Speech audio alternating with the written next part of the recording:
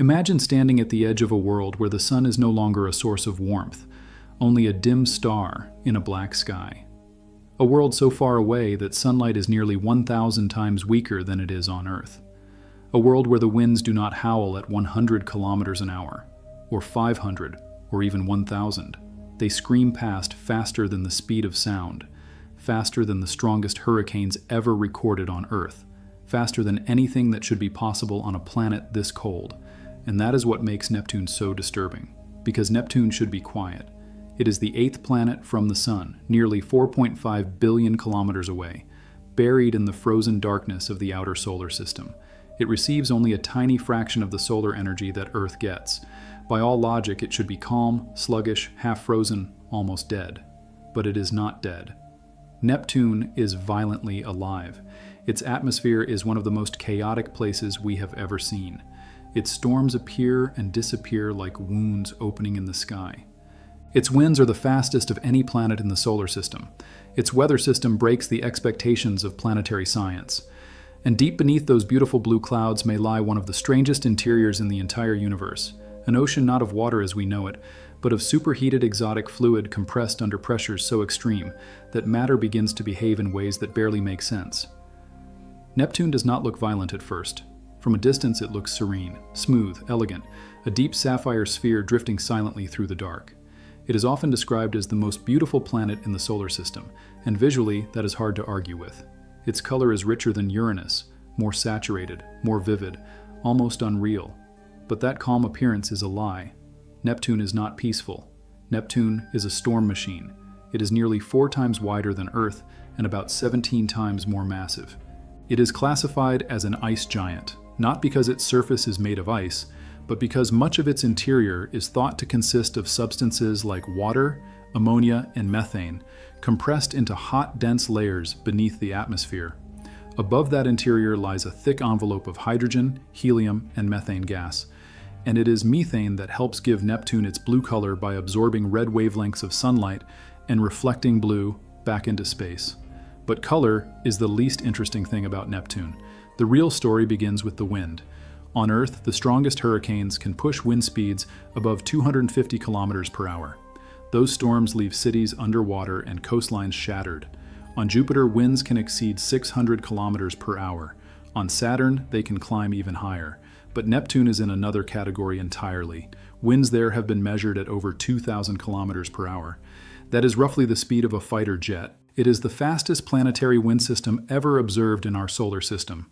And it makes almost no sense. Neptune is the most distant major planet. It gets so little solar heating that, on paper, its atmosphere should not have enough external energy to drive such violent motion. The planet's cloud tops sit at temperatures around minus 200 degrees Celsius. This is a realm where sunlight is weak, heat is scarce, and yet the atmosphere behaves as though some hidden engine is pumping enormous power into it from below. That hidden engine is one of the greatest mysteries Neptune presents. Unlike Earth, Neptune does not have a solid surface you could stand on. If you tried to descend into it, you would fall through layers of gas that become denser and denser, colder, and then hotter, more crushing, more hostile, until the pressure would destroy you long before you reached anything resembling a boundary. The deeper you go, the stranger it gets. Scientists think Neptune radiates more than twice as much energy as it receives from the Sun.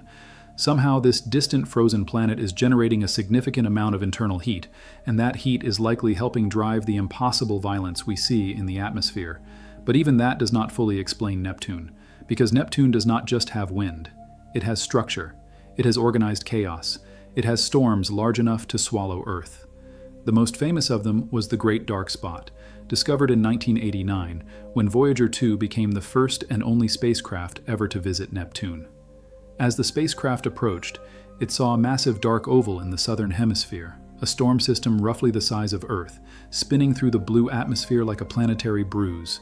Beside it were bright white methane clouds, likely pushed upward by the storm below. It looked at first glance like Neptune's version of Jupiter's Great Red Spot, but then something strange happened.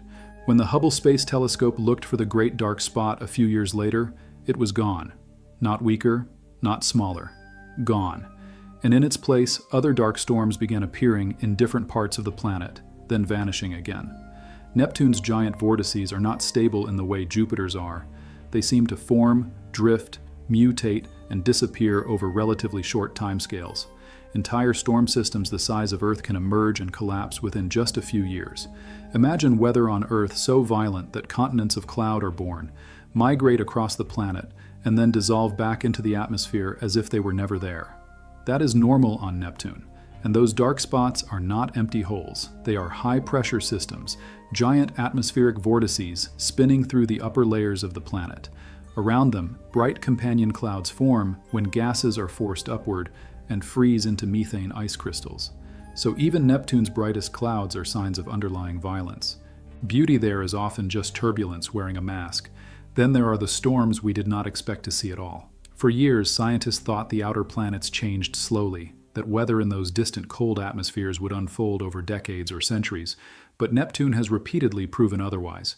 Bright cloud systems have appeared near its equator, where dark vortices are not supposed to remain stable for long. Large storm features have changed shape in a matter of months. Some have even seemed to reverse expected behavior, drifting toward the equator instead of the poles before breaking apart. Neptune is not just active, it is unpredictable. And unpredictability is what makes it so unnerving, because the deeper scientists look, the less Neptune behaves like a simple frozen gas giant, and the more it resembles a dynamic machine with pieces we still do not understand. Its seasons should move slowly. Neptune takes about 165 Earth years to orbit the Sun, which means each season lasts more than 40 years. A single human lifetime is not long enough to watch even half of a Neptunian year. And yet, despite that enormous timescale, the planet has shown dramatic atmospheric changes within just a few years. Cloud activity has surged and faded, global brightness has shifted, parts of the atmosphere have cooled in ways that models did not predict. For a planet so far away, Neptune changes with startling speed. That matters because it suggests we are not looking at a passive world shaped only by distant sunlight. We are looking at a planet with internal rhythms, feedback loops, and atmospheric behavior that may be driven as much from below as from above. And below is where Neptune becomes truly alien. The pressure rises rapidly as you descend. The upper atmosphere gives way to deeper layers where hydrogen, helium, methane, water, and ammonia are squeezed into hot, dense fluid states. Temperatures rise into the thousands of degrees. Pressures become millions of times greater than Earth's atmosphere at sea level. Under those conditions, chemistry does not behave the way it does on the surface of our planet. One of the most famous ideas about Neptune's interior is so strange it sounds like science fiction. Deep enough inside, methane molecules may break apart under extreme pressure. Their carbon could crystallize into diamonds. Those diamonds, in theory, may sink downward through the planet's interior like hail in a storm from another universe. Diamond rain, not metaphorical, not poetic, possibly literal. A place where carbon is crushed so violently that gemstones may fall through a superheated mantle of exotic fluid, while supersonic winds tear across the sky above. And even that might not be the strangest part. Neptune's magnetic field is wildly tilted and offset from the planet's center. On Earth, the magnetic field is relatively well aligned with the spin axis. On Neptune, it is lopsided, skewed, almost as if the planet's internal dynamo is operating in a shell rather than in a neat central core. That creates a magnetic environment that is asymmetrical and bizarre, one more sign that Neptune's interior is not arranged in the clean, layered way people once imagined. Its moon Triton only adds to the sense that Neptune is a system built on violence. Triton is one of the coldest known worlds in the solar system, but it is also geologically active. Voyager 2 saw nitrogen geysers erupting from its surface, spraying material kilometers into the thin atmosphere. And Triton does not orbit Neptune in the normal direction. It moves backward in a retrograde orbit, strongly suggesting that it was not born around Neptune at all. It was captured. That capture may have been catastrophic. If Triton fell into Neptune's gravity from elsewhere in the solar system, the event likely destabilized whatever moon system Neptune originally had. Some moons may have been ejected, others may have collided and shattered. Triton itself is slowly spiraling inward, not quickly on human timescales, but inevitably. Billions of years from now, it may cross Neptune's Roche limit and be torn apart by tidal forces, forming a brilliant ring system before eventually raining down onto the planet.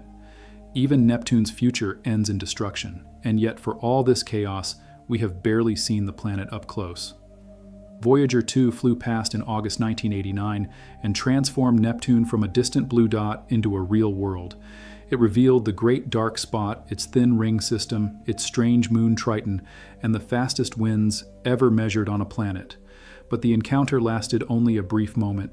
One spacecraft, one flyby, a few hours of close observation. Everything we know in detail about this violent world still traces back, in part, to that single encounter. Since then, Hubble and large ground-based observatories have watched Neptune from afar. More recently, powerful infrared instruments have allowed scientists to study its atmosphere in greater detail, revealing changing temperatures, shifting cloud activity, and a planet still capable of surprises. We have learned that Neptune is not frozen into stillness. It is active, breathing, changing, misbehaving. But we still do not know exactly why its winds are so fast. We do not fully understand why its storms form where they do, or why some survive while others vanish. We do not know how heat moves through its deep interior. We do not know the full chemistry of the layers below the visible clouds. And we do not know whether Neptune is typical of ice giants across the galaxy, or whether it is unusually extreme even by those standards. That last question matters more than it seems, because planets the size of Neptune appear to be common throughout the Milky Way. Many of the worlds we have found around other stars fall somewhere between Earth and Jupiter in size, closer to Neptune than to anything else in our solar system. If we do not understand Neptune, then in a very real sense, we do not understand one of the most common categories of planet in the universe. And that means Neptune is not just a distant curiosity. It is a warning, a reminder that the universe can build worlds of extraordinary violence in places where we once expected only cold silence. A reminder that distance from the sun does not guarantee stillness. A reminder that beauty and hostility often come wrapped together. Neptune shines like a jewel from billions of kilometers away, but that blue glow hides a planet of collapsing storms, supersonic winds, skewed magnetism, crushing pressure, and chemistry so extreme that diamonds may fall through the dark. It is the most distant major planet in our solar system. It is one of the coldest, and somehow, against all intuition, it may also be the most violent. Not because it explodes the loudest, not because it looks the most monstrous, but because beneath that calm blue face is a world that should be quiet and absolutely is not. A world that breaks the rules, a world that never stopped raging in the dark. Thanks for watching, and I'll see you in the next one.